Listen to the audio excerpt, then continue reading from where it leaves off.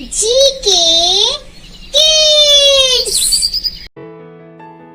जादुई ढोल। पश्चिम भारत के एक छोटे से राज्य में धर्मराज नामक एक बुद्धिमान और न्यायप्रिय राजा रहता था। उसकी प्रजा के मन में उसके लिए बहुत श्रद्धा और आदर था। राजा धर्मराज बहुत लंबा, ऊंचा और रूपवान था। उसके सिर के बाल काले और घने थे, जिन्हें उसका खास कोई भोलू ही काटता था। भोलू यह काम कई वर्षों से कर रहा था और अपने शाही हज्जाम होने का उसे बहुत गर्व था। पर भोलू को एक बात का बहुत ध्यान रखना पड़ता था। जब भी वह राजा के बाल काटने जाता, उसे याद रखना पड़ता था कि वह राजा के साथ बिल्कुल अकेला हो। उस समय किसी का भी शाही कमरे में आना सख्त मना था। बात दरअसल यह थी कि भोलू राजा के बारे में एक राज जानता था। राजा के सिर के दोनों तरफ दो छोटे छोटे सिंह उग रहे हैं। यह बात सिर्फ राजा और उसका नाई जानते थे। जब भोलू ने पहली बार यह नज़ारा देखा तो वह भौचक्का रह गया, लेकिन उसने राजा से वादा किया कि इस बात का जिक्र वह कभी किसी से नहीं करेगा। महाराज, आप निश्चिंत रहें, भोलू राजा से बोला। आपका यह राज मेरे पास सुरक्षित है। किसी और को इस बात की कानों कान भी खबर नहीं होने पाएगी। ऐसा सुनकर राजा धर्मराज ने राहत महसूस की। उसे डर था कि अगर लोगों को इस बात की जानकारी हो गई तो राज्य भर में उसकी खिल्ली उड़ेगी। हो सकता है लोग उसका आदर करना बंद कर दे या फिर नए राजा की ही मांग करने लगे। इसलिए भोलू के वादे के बावजूद राजा ने उसे सख्त हिदायत देते हुए कहा, भोलू, अगर तुमने अपना मुंह खोला तो जान लो, सजा तो मिलेगी ही, देश निकाला भी मिलेगा। भोलू हज्जाम के डर के मारे घिग्गी बंद गई। उसने कानों को हाथ लगाया और अपना मुंह बंद रखने की कसम खाई। कई वर्ष बीत गए। भोलू को अपना वादा याद रहा। उसकी स्वामी भक्ति से प्रसन्न राजा यदा कदा उसे अच्छे अच्छे उपहार भी देता रहता। पर समय बीतने के साथ साथ भोलू के सब्र का बांध भी टूटने लगा। उसके पेट में वह राज अब पचता नहीं था और वह चाहता था कि कोई तो ऐसा हो जिसे वह राजा की सींगों वाली बात बता सके। लेकिन राजा की चेतावनी उसे चुप रहने पर मजबूर करती थी। एक दिन भोलू राजा के बाल काटकर महल से लौट रहा था और रास्ते भर उसके सींगों के बारे में सोचता रहा। भोलू का घर एक छोटे से जंगल के उस पार था। ऊंचे उकंजे पेड़ों और लटकती बेलों के बीच में से धीरे धीरे चलता हुआ भोलू जब थक गया तो सुस्ताने के लिए एक घने पेड़ के नीचे बैठ गया। भोलू को रह रहकर सिंह याद आ रहे थे। फिर यकाएक वह उठकर खड़ा हो गया। वाह, जवाब नहीं मेरे दिमाग का, भोलू बोला और उस पेड़ को देखने लगा जिसके तले वह बैठा था। भाई, इस पेड़ को तो बता सकता हूँ ना राजा के उन अजीब सींगों के बारे में। अब यह रहस्य मेरे पेट में नहीं पसता। पेड़ तो बोल सकता नहीं और इस तरह किसी और को यह बात पता चलने का डर भी नहीं है। पेड़ के पास यह भेद हमेशा भेद रहेगा और मैं भी इस बोझ से मुक्त हो जाऊंगा। भोलू ने ऐसा निश्चय किया और जोर से बोला, हे पेड़, आज मैं तुम्हें एक भेद बताने वाला हूँ।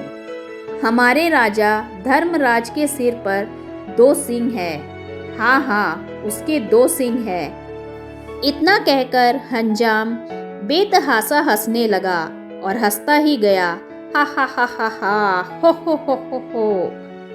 वह भयंकर भेद आखिर खुल ही गया। भोलू खुश था। उसका भार जो हल्का हो गया था। उसके बाद वह आराम से घर पहुंच गया।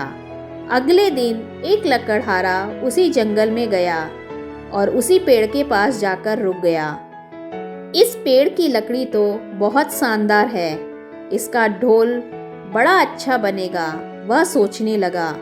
फिर क्या था, कुल्हाड़ी के कुछ प्रहारों से ही पेड़ नीचे आ गिरा। लकड़हारे ने वह लकड़ी एक ढोल बनाने वाले के हाथों बेच दी और उसने एक बहुत सुंदर ढोल तैयार कर दिया। यह मेरे जीवन का सबसे अच्छा ढोल है, ढोल वाला खुश होकर बोला। कल बाजार जाकर इसे अच्छे दाम पर बेच दूंगा। अगले दिन ढोल वाला बाजार गया और एक कोने में खड़ा होकर ढोल बजाने लगा। ढोल से बड़ा सुरीला स्वर हुआ। ढोल वाला उसकी आवाज़ सुनकर झूम उठा। वह चिल्लाकर बोला, बाबू, यह ढोल खरीदो। कोई है जो इस शानदार जानदार ढोल को खरीदे? धीरे धीरे उसके इर्द गिर्द भीड़ जमा हो गई। लोग खामोश होकर ढोल की मज़ेदार आवाज़ सुनने लगे। भाई वाह, क्या कहने हैं इस ढोल के, एक बूढ़े आदमी ने तारीफ की। तारीफ सुनकर ढोल वाला और भी जोर से ढोल पीटने लगा। तभी उस ढोल में से एक अजीब आवाज़ आई। लोगों के कान खड़े हो गए, उनका दिल धक से रह गया। ढम ढम ढम ढोल बजा। आज मैं तुम्हें एक भेद बताने वाला हूँ। हमारे राजा धर्मराज के सिर पर 2 सींग है। हाँ हाँ, उसके 2 सींग है। हा हा हा हा हा, हो हो। लोग वहां जड़वत खड़े हो गए। उन्हें अपने कानों पर विश्वास नहीं हो रहा था। ढोल वाला फिर ढोल पीटने लगा और फिर वही आवाज निकली। वह बहुत हैरान और शर्मिंदा हुआ। आखिर एक ढोल यह सब कैसे बोलने लगा? देखते ही देखते लोगों का तांता लग गया और फिर कितना मजाक और कितने ताने। उफ, हमारे राजा के 2 सींग, हमारे राजा के 2 सींग। लोग तो जैसे गाना गाने लगे। जब राजा धर्मराज ने सुना तो दुखी भी हुआ और नाराज भी। गुस्से से उसका चेहरा तमतमा उठा और वो गरजते हुए बोला, उस ढोल वाले को पकड़कर यहाँ ले आओ। राजा के सैनिकों ने शीघ्र ही उसे पकड़ा और राजा के समक्ष प्रस्तुत किया। ढोल वाला डर के मारे कांप रहा था। बदमाश, तेरी इतनी हिम्मत कि तू मेरी खिल्ली उड़ाए, राजा फुफकारा। भयभीत ढोल वाले ने राजा के पैर पकड़ लिए। महाराज, वह गिड़गिड़ाया, मैंने तो एक लकड़हारे से कुछ लकड़ी खरीदी थी और उसी से यह ढोल बनाया था। मैं बिल्कुल नहीं जानता यह ढोल ऐसी बेहुदा बात कैसे बोल रहा है। मुझे क्षमा कर दीजिए महाराज। राजा ने लकड़हारे को बुलाया। जो लकड़ी तुमने ढोल वाले को बेची वह तुम्हें कहाँ से मिली? लकड़हारे को काटो तो खून नहीं, डरते हुए बोला, जंगल में एक पेड़ से मिली महाराज। तुम्हारी लकड़ी से बना ढोल बोलता कैसे है? राजा धर्मराज ने पूछा। मैं तो खुद हैरान हूँ महाराज, दुविधा में फंसा लकड़हारा बोला। मैं कई वर्षों से लकड़ी काटता और बेचता आया हूँ, पर ऐसा अचंबा पहले ना कभी देखा ना सुना। अब राजा परेशान, लकड़ी कैसे बोलने लगी?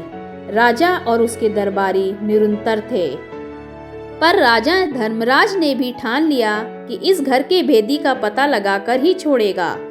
वह सोचने लगा, उसके अलावा सिर्फ एक ही व्यक्ति यह भेद जानता था और वह था भोलू नाई। पर भोलू तो इतना निष्ठुवान है कि इतने सालों बाद भी उसने अपने मुंह को ताला लगाए रखा है। नहीं नहीं, भोलू ऐसा नहीं कर सकता। फिर भी उसने एक बार भोलू को बुला भेजा। भोलू को जल्दी से हमारे सामने पेश करो, वह अपने सैनिकों से बोला। भोलू नाई आया, ऊपर से नीचे तक थरथराता हुआ। भोलू, एक तुम ही हो जिसे मेरा भेद पता था। तुमने और किसे बताया? सच उगल दो वरना सजा पाओगे। महाराज, डर से भोलू हकलाने लगा। आप तो जानते ही हैं मैंने कितने वर्षों से अपना मुंह बंद रखा, पर मेरे लिए यह बात छुपानी मुश्किल हो रही थी। मैं चाहता था कि कोई तो हो जिसे मैं ये राज बता सकूं। बोलते बोलते भोलू रुक गया और सिर झुकाकर खड़ा रहा। बोलते रहो, फिर क्या हुआ? राजा धर्मराज रुखाई से बोला। भोलू धीरे धीरे फिर बोलने लगा। एक दिन जब मैं जंगल के रास्ते से घर लौट रहा था, मैं आराम करने एक पेड़ के नीचे बैठ गया। बस आपके बाल तब काट कर ही आ रहा था और उन सींगों के बारे में भी सोच रहा था। काश मैं उनके बारे में किसी से बात कर पाता। आखिर मैं भी इंसान हूँ। तभी मेरे दिमाग में एक बात आई और मैं पेड़ को यह राज बताकर हल्का हो गया। सोचा कि पेड़ को बताने से क्या नुकसान, क्या मालूम था इसकी लकड़ी ही बोल पड़ेगी। अब समझा, बुद्धिमान राजा ने पहेली बुझ ली। वह पेड़ जादुई था, सुन बोल सकता था, इसलिए उसकी लकड़ी से बने ढोल को जैसे ही पीटा गया वह बोलने लगा और जो कुछ तुमने मेरे सींगों के बारे में कहा था वही शब्द वह दोबारा दोहराने लगा।